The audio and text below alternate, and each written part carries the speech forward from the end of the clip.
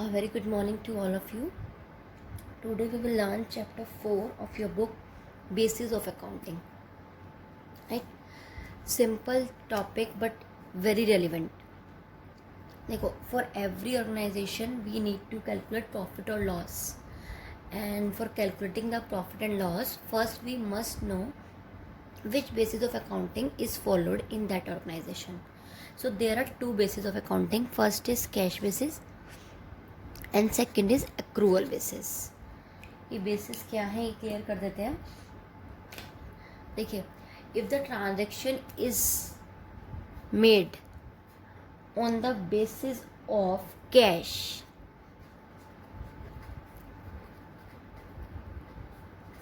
on the basis of cash means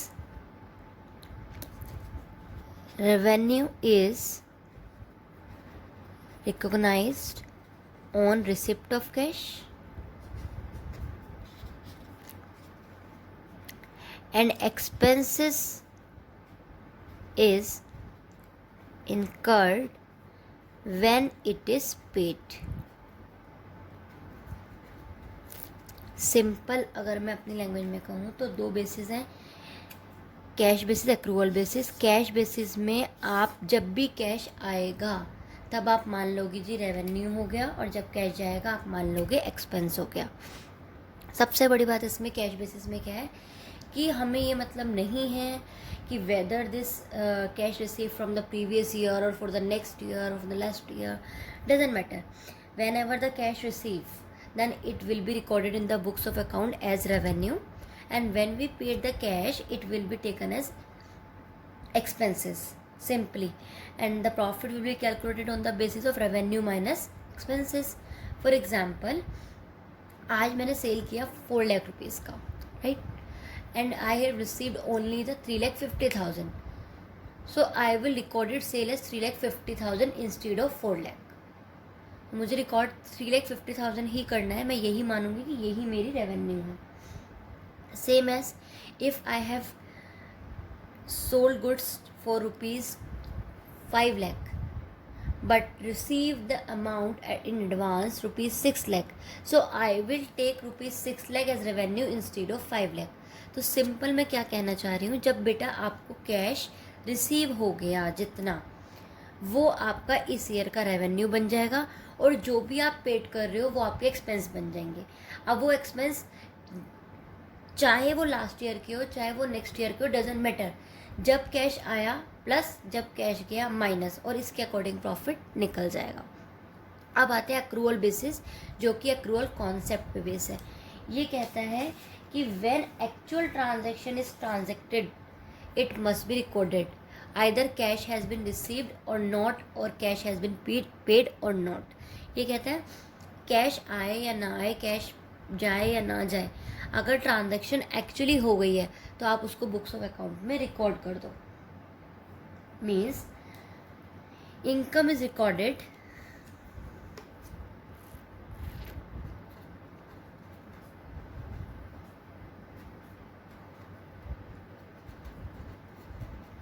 as income when it is earned. Earn का मतलब मैंने आज cell कर दी, चाहे मैंने उधार पे क्यों ना करी हो, आज सेल कर दिया तो मैं आज रिकॉर्ड करूँगी, चाहे इसके पैसे मुझे नेक्स्ट ईयर क्यों ना मिले. And expenses is recorded, expenses are recorded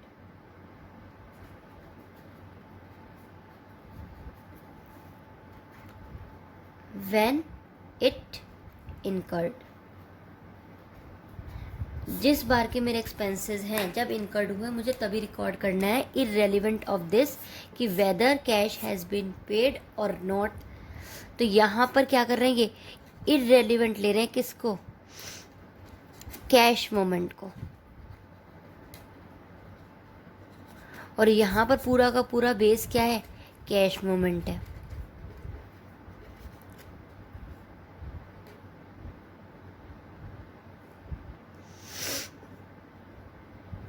यहाँ पर क्या लिया है हमने, सिंपल कैश बेसिस का मतलब क्या है, जहाँ पर कैश आया रेवेन्यू मान लो, कैश गया एक्सपेंस मान लो. जबकि एक्रूअल बेसिस क्या कहता है, इनकम तभी मानिए जब एक्चुअली अर्न हो गई है, और रेवेन्यू और एक्सपेंस भी तब मानिए जब आपने इनकर्ड कर दिए हैं। चलिए इसके दो एक एक एग्जाम्पल लेते हैं कि सपोज मैंने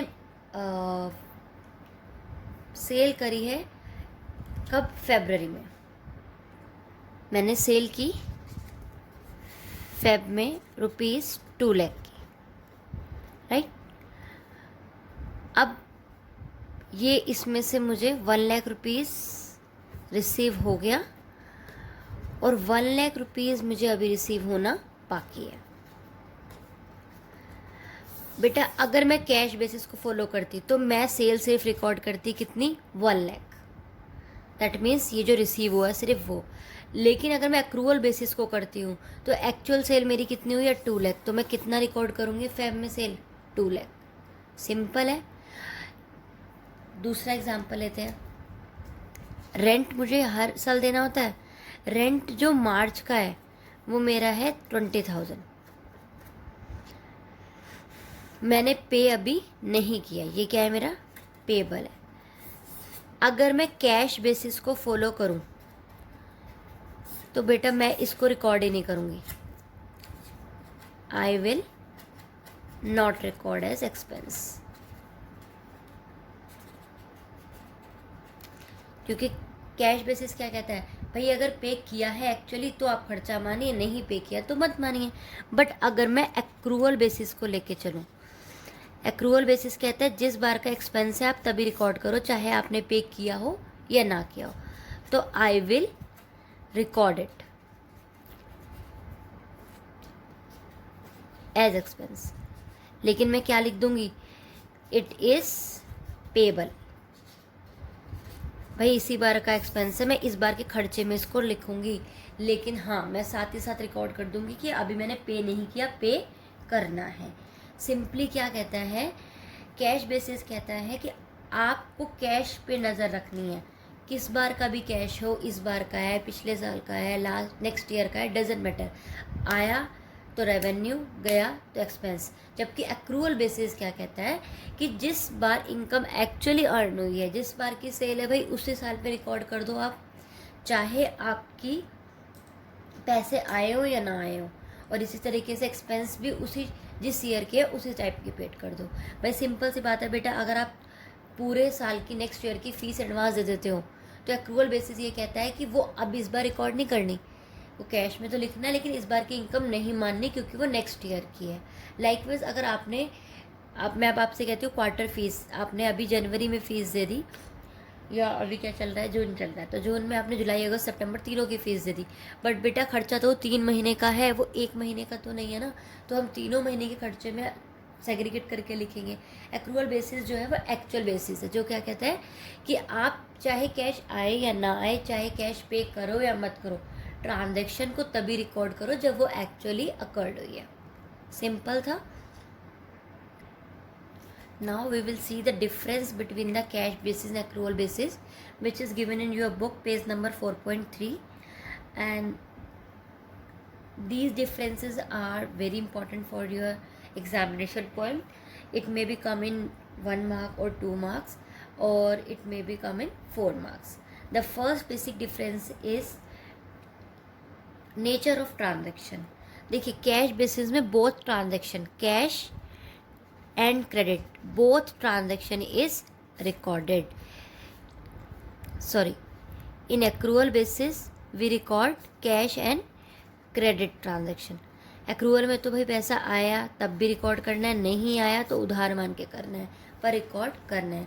जबकि कैश बेसिस में only cash transaction are recorded. Now come to the prepaid outstanding adjustment. अगर मैं बात करूँ एडवांस में आ गया है या नहीं आया है, तो बेटा कैश बेसिस में इसकी कोई एंट्री नहीं होती, कहीं पर कोई एडजस्टमेंट नहीं होती। क्यों नहीं होती, हमें मतलब ही नहीं है किस साल का है, पिछले साल का है, अगले बार का है। लेकिन अगर मैं बात करूँ एक्रूवल बेसिस की, येस वी डू एडजस्टमेंट, हम एडजस्टमेंट करते हैं। हम लिखते हैं कि fees of this year is 20,000, not at receive 4,000।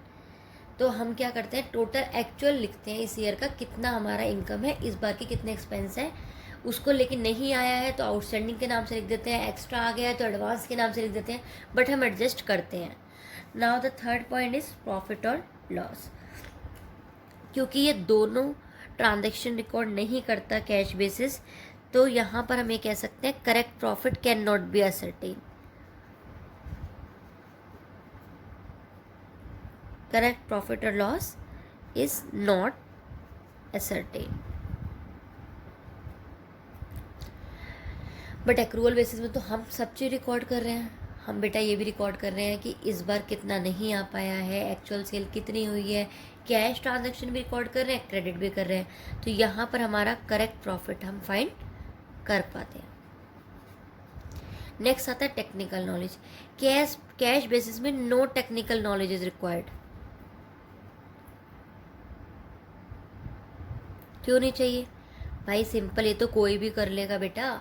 Cash आया प्लस लिख दो, कैश गया माइनस लिख दो. मतलब ही नहीं है कि इस बार का है पिछले साल का है, बस आया पॉकेट में प्लस गया माइनस. बट एक्रूअल बेसिस में हमें जस्टिफाई करना होता है कि whether this income is related to current year और not. If it is not related to current year, what will we do? We will adjust, we will deduct, or if something is pending we will add like the name of outstanding. So we need to know all the things ki which is what the income are related to this year and how it is to be recorded. So it requires technical knowledge.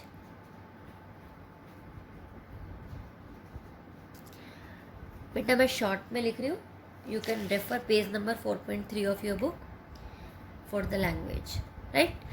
The next point is legal position. भाई cash basis को तो किसी ने recognise अभी तक किया नहीं है कि कैश बेसिस को लॉ ने अपने यहाँ पर कोई स्पेस दिया हो. But accrual basis is recognised, excuse me, it is recognised by Companies Act 2013. It is not recognised. इसको किसी ने अपने यहाँ पर मान्यता और अच्छे से दिखाया नहीं है. लेकिन हाँ, अगर मैं बात करूँ एक्रूअल बेसिस की, it is recognised by Companies Act 2013.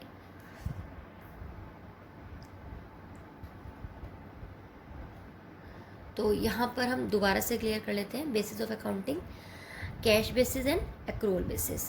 Cash basis में आपको क्या बताया मैंने कि रेवेन्यू तभी रिकॉग्नाइज होगा जब आपके पास कैश का मूवमेंट होगा. That means cash if you receive cash then it will be taken as revenue. If you have paid cash then it will be taken as expenses. In accrual basis income is recorded only when it is earned. That means it is irrelevant whether cash has been received or not. मैंने sale कर दिया, मेरे को cash receive हो गया तब भी ठीक है, मैंने क्रेडिट पे किया तब भी ठीक है. I will record in the month in which actually sale is done, not when the cash is received. Same as when the expenses are incurred, it will be recorded whether cash has been paid or not. Simple था ये. तो now come to the next point, differences. Nature of transaction. In cash basis we record only cash transaction. Credit को तो हम record ही नहीं करते. But in accrual basis we record both cash and credit. Prepaid outstanding adjustment. In cash basis में तो simple था, because we do not consider it is paid for the last year or it is paid for the next year. We just recorded, so there is no need of any adjustment. In whereas in accrual basis we record only which is actually incurred or which is actually earned. So we just do the adjustment कि अगर कुछ रह गया है जो इस बार हमने income earn करी है, इनकम हमने अर्न कर ली लेकिन अभी तक हमें नहीं मिली, तो हम लिख देंगे कि येस इज दिस क्रेडिट. तो हमें एडजस्टमेंट्स करनी पड़ेगी. अगर मैं बात करूँ प्रॉफिट एंड लॉस की, the third point, then in cash basis sometimes we can not calculate the correct profit because credit transaction is not recorded. But in accrual basis we do all the adjustment. We take profit or loss of the current year, so we can say the correct profit is calculated. In technical knowledge, fourth point, in cash basis there is no need of any technical knowledge. Why? We are not doing any adjustment because only cash is here. We are adding it when cash is paying, then we are deducting it. So there is no technical knowledge required in cash basis. But in accrual basis we have to adjust prepaid expenses, outstanding, etc. So we can come to know the current year status. So technical knowledge is required. Now legal position. Cash basis is not recognise by the Companies Act 2013. Companies Act ने इसको recognise नहीं किया, नहीं बोला कि correct है, जबकि accrual basis recognise by the Companies Act 2013. Moving towards the next point, acceptability. Cash basis is less acceptable as it does not show the correct profit sometimes, but accrual basis always more acceptable because it shows the correct profit. Of course accrual basis में सारी transaction का recorded ठीक से हो रहा है, इस बार का क्या आया, क्या गया, क्या नहीं आ पाया, सब रिकॉर्ड हो रहा है, तो it is more acceptable. Next is reliability. Cash basis is less reliable as it does not record cash and credit all the transaction, but accrual basis is more reliable. The last one is suitability. Cash basis is suitability for the NPO and professionals, etc. Because in professional they take fees on the basis of cash. जब cash basis पे ही ले रहे हैं, वो कोई credit है ही नहीं, तो एक ही बात है उनके लिए कैश बेसिस करो या एक्रूवल, तो सिंपल वो कैश बेसिस ही फॉलो करते हैं. बट अगर मैं बात करूँ और बिजनेस की, तो accrual basis is more suitable for all. Right? Now come to the question. I'm taking question of your book, question number 5, page number 4.6 of T.S. Grewal sir book, and what is given: cash sales is 90,000, credit sale of a person is 60,000, total expense 70,000, 30,000 is still to be paid. देखो बेटा, cash basis में हम क्या करेंगे, simply revenue कैसे लिखेंगे हम, जहाँ कैश प्लस हुआ, और एक्सपेंसेस कहाँ, जो एक्चुअली कैश पेड किया. तो प्रॉफिट कैसे निकलेगा हमारा, रेवेन्यू माइनस एक्सपेंसेस. अब मैं बात करती हूँ यहाँ पर कैश सेल. अब यहाँ पर मुझे कैश बेसिस में देखना है भैया, सिर्फ कैश कैसे आया. कैश सेल हुई 90,000 की, तो सिंपल मुझे कैश कितना रिसीव हुआ, रेवेन्यू कितना मान लूँ मैं, 90,000. क्रेडिट सेल को लूँगी मैं कैश बेसिस में, नहीं, क्रेडिट को तो रिकॉर्ड ही नहीं करते, पैसा आया तभी मानते हैं, जब हमारा कैश में आया है तभी रेवेन्यू मानते हैं, तो इसको मैं इग्नोर कर देती हूँ. एक्सपेंस 70,000 के बोले हैं, जिसमें से 30,000 अभी तक पे नहीं किए, तो बेटा पे कितने किए हैं वो रेलिवेंट है ना कैश में, तो 40,000 सिर्फ एक्सपेंस पे किए. तो मेरा प्रॉफिट कैश बेसिस के अकॉर्डिंग कितना निकला, 90,000 minus 40,000, 50,000. Simple. Now if I do this question on the basis of accrual. Accrual basis क्या कहता है कि रेवेन्यू जब हो गया तब आपको रिकॉर्ड करना है, मतलब जब आपने अर्न कर लिया, चाहे आपके पैसे आए हो या ना आए हो. तो एक्रूवल बेसिस को अगर मैं फॉलो करती हूँ तो बेटा रेवेन्यू मेरा क्या होगा और मेरे एक्सपेंस क्या होंगे, अलग से लिख लेते हैं. देखो मेरी सेल कितनी हुई है, 90,000 की कैश, और क्रेडिट कितनी हुई है, 60,000 की. मेरी एक्चुअल सेल कितनी हुई है, 1,50,000 की, चाहे पैसे 60,000 नहीं आए, तो मैं रेवेन्यू कितना लूँगी, 90,000 plus 60,000, it will B 1,50,000. And now expenses, total expenses 70, जिसमें से कि 30 मैंने पे नहीं किए. भाई एक्रूवल तो ये कहता है पे किए हो या ना किए हो, जो एक्सपेंस हो गए वो रिकॉर्ड करने हैं.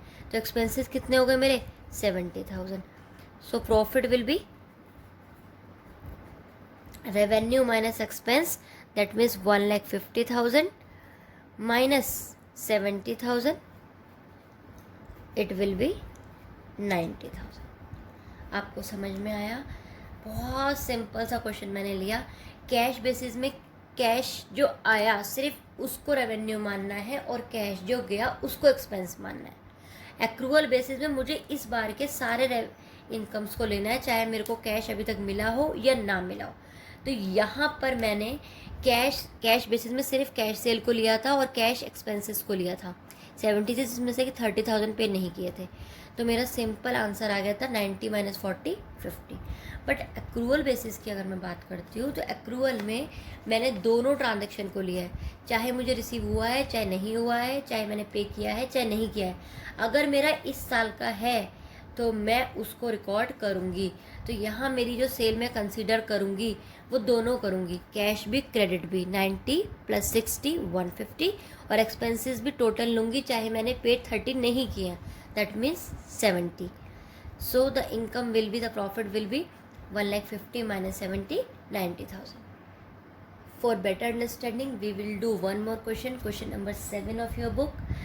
And what is given in this question, I have taken some points. Earned rupees 4 lakh, out of which he received 3,50,000. Right? Incurred expenses 170, out of which 40,000 are outstanding. Received fee related to previous year 45,000. Paid 20,000 expense for the last year. Simple से इस question में आपको information दे रखी है। अगर मैं follow करती हूँ कैश बेसिस, तो मैं यहाँ पर बेटा पहले रेवेन्यू लिख रही हूँ, ठीक, और यहाँ पर लिख रही हूँ एक्सपेंसेस।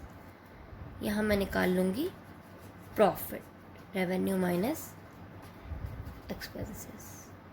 अब मैं कैश बेसिस को फॉलो करती हूँ, तो कैश बेसिस क्या कहता है, पैसा आया तो रेवेन्यू मान लो। यहाँ पर ही receive 3,50,000, it is taken as revenue. He received 45,000. Again receive word आते ही बेटा दिमाग में टर्न हो जानी चाहिए, बेल बजनी चाहिए। तो 45,000 उसने रिसीव किया है, किसका, लास्ट प्रीवियस ईयर का। डजेंट मैटर ना कि प्रीवियस का या करंट ईयर का, receive revenue, simple receive revenue. तो रेवेन्यू हमारा और तो कुछ नहीं है, तो हमारा रेवेन्यू कितना हो गया यहाँ पर 3,95,000। नाउ एक्सपेंस, अगर पे किया है तो वो एक्सपेंसेस हैं। तो यहाँ पर ही incurred expenses 170, out of which 40 are outstanding. भाई 170 के एक्सपेंस पूरे हुए हैं, जिसमें 40,000 अभी नहीं दिए हैं। भाई हमें कैश बेसिस में क्या मतलब है, ओनली क्या हमने पे किया है। तो यहाँ पे किया उसने 130,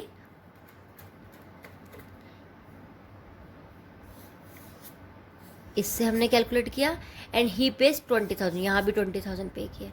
तो टोटल एक्सपेंस कितने हो गए हमारे, 1,50,000। Simple.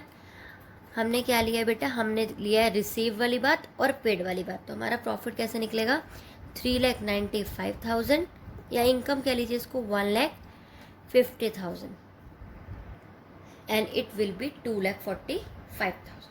Very simple. Now come to the next basis, that is accrual basis. Accrual basis में क्या लेना होता है भाई, करंट ईयर की इनकम लेनी है। बेटा हमें क्या लेना है, करंट ईयर की इनकम लेनी है, करंट ईयर के रेवेन्यूज लेने हैं और करंट ईयर के एक्सपेंसेस लेने हैं, चाहे वो हमें रिसीव्ड हुई हो ना हुई हो, चाहे हमने पे करे हो या नहीं किए हो। चलिए तो इसको करते हैं।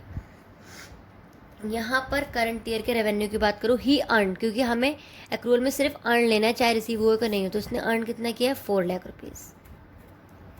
इसके अलावा कुछ अर्न किया है, रिसीव किया है, लेकिन वो प्रीवियस ईयर का है। भाई हमें प्रीवियस ईयर नहीं लेना है, एक्रूअल में सिर्फ और सिर्फ किसका लेना होता है, करंट ईयर का लेना है। तो अर्न कितना किया है, 4 लाख। इट इज़ इररेलेवेंट कि उसमें से क्या रिसीव हुआ क्या नहीं हुआ। रेवेन्यू कितना है मेरा, 4 lakh. Now come to the expense. Incurred कितने करे भाई इस बार के एक्सपेंस, तो एक्सपेंस इनकर्ड इज 1,70,000। ये बोल रहे हैं 40,000 आउटस्टैंडिंग है। मेरे को मतलब नहीं है ना, मुझे इस बार के एक्सपेंस लेने थे। हाँ ये कहते हैं कि इसके अलावा 40 आउटस्टैंडिंग है, तो मैं इसमें प्लस कर देती। तो यहाँ मेरी रेवेन्यू कितना है, 4 लाख, एक्सपेंस है 170, तो प्रॉफिट मेरा कितना होगा, profit will B 4 lakh minus 1,70,000, 2,30,000। बेटा देखो इस क्वेश्चन में तो प्रीवियस ईयर का पे कर दिया, लास्ट ईयर का कर दिया। इसके अलावा एक इन्फॉर्मेशन इस क्वेश्चन में और भी आ सकती थी कि 20,000 expense is still to be paid for current year. अगर ऐसा आता तो मैं यहाँ ऐड कर देती। अगर इस साल का कोई और खर्चा मुझे अगर नहीं पे भी किया होता तो मैं यहाँ पर और ऐड कर देती, ठीक है, एक्स्ट्रा से अगर दिया होता तो क्लियर हो जाना चाहिए मेरे हिसाब से बेटा। It is very simple. Cash basis means when the we receive cash we will treated as revenue, when we paid cash we will treated as expense। But in accrual basis, when we earn the income, then we will take as revenue whether cash has been received or not. Or when we paid the expenses, we incurred the expenses, it will be taken as expenses whether we have actually paid or not. पैसा आया, पैसा गया, चाहे वो पिछले साल का था, चाहे वो नेक्स्ट ईयर का था, कैश बेसिस में रिकॉर्ड हो जाएगा. But accrual basis says just record the transaction of current year whether cash has been received or not. यहाँ सिर्फ मनी मनी मनी और यहाँ पर मनी को छोड़ के this year this year this year. तो it is very simple. Do all the questions of your book. Thank you very much. Stay home, stay safe. Goodbye.